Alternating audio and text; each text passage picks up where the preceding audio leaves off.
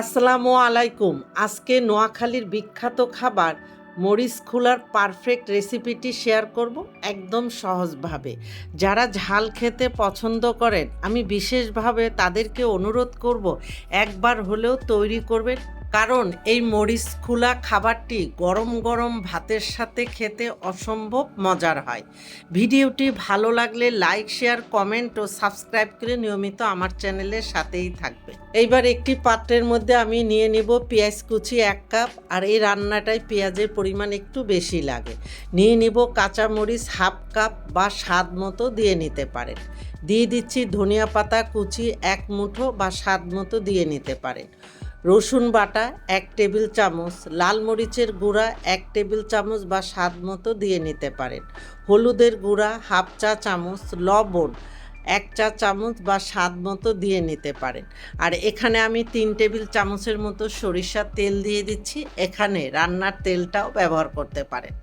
এখন প্রথমে আমি চামচ দিয়ে একটু মেখে নিয়ে আরেকজনের সহযোগিতায় হাত দিয়ে খুব ভালো মতো মেখে নেব।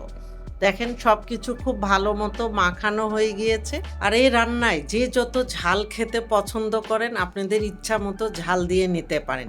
এই রান্নাটা একটু ঝাল ঝাল হলে খেতে বেশি মজার হয়। আমি আজকে এখানে 3 ধরনের মাছ নিয়েছি: ইলিশ মাছ, রুই মাছ ও চিংড়ি মাছ। এখানে রুই ও ইলিশ মাছ আমি 2 টুকরো করে নিয়েছি, আর চিংড়ি মাছ 1/2 কাপ নিয়েছি। রুই ইলিশ মাছ এরকম ছোট টুকরো করে কেটে নিয়েছি, আর চিংড়ি মাছগুলি যেহেতু বড় নিয়েছি তাই আমি চিংড়ি মাছগুলিকেও 2 টুকরো করে নিয়েছি। এখন এই পেঁয়াজের মিশ্রণের মধ্যে সব মাছগুলি দিয়ে ভালোভাবে মেখে নিতে হবে। নোয়াখালীর এক এক এলাকায় এক একভাবে এই রান্নাটা করে। অনেকে এখানে আবার কাসকি মাছ, পাবদা মাছ, মলা মাছ ও পাঁচমিশালি মাছটাও ব্যবহার করে। এখন সব কিছু ভালো মতো মাখানো হয়ে গেলে এখন আমি আজকের এই রান্নাটা কলা পাতায় করব। এই জন্য এখানে আমি কচি কলা পাতা নিয়ে কলা পাতার মাঝখানে যে শক্ত অংশটা হাত দিয়ে একটু সমান করে দিতে হবে।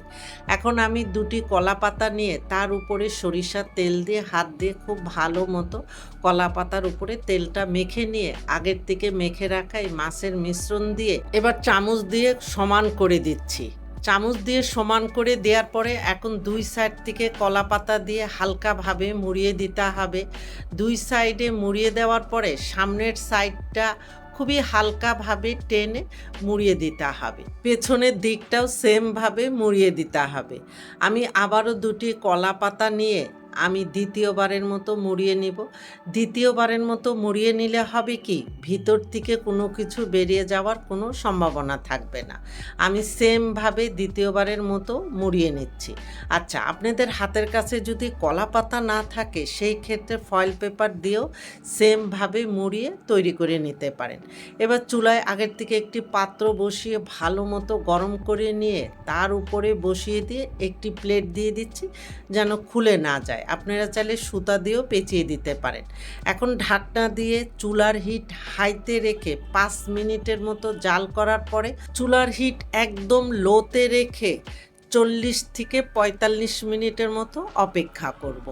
40 মিনিট পরে আমি ঢাকনাটা তুলে তার উপর থেকে প্লেটটা তুলে খুব হালকাভাবে কলা পাতা সরিয়ে নিচ্ছি। আর এই কলা পাতাটা সরাতে সরাতে অসম্ভব সুন্দর একটি স্মেল পাওয়া যাচ্ছে। দেখলেন তো কত সহজে তৈরি হয়ে গেল ভীষণ ভীষণ মজার নোয়াখালীর বিখ্যাত মরিচ খোলা। যদিও নামটা শুনে খুব কঠিন মনে হয়, কিন্তু তৈরি করা খুবই সহজ। এখন আমি গরম গরম ভাতের সাথে মরিচ খোলা পরিবেশনে চলে যাব। ভিডিওটি কে কোথা থেকে দেখছেন প্লিজ আমাকে কমেন্ট করে জানাতে পারেন।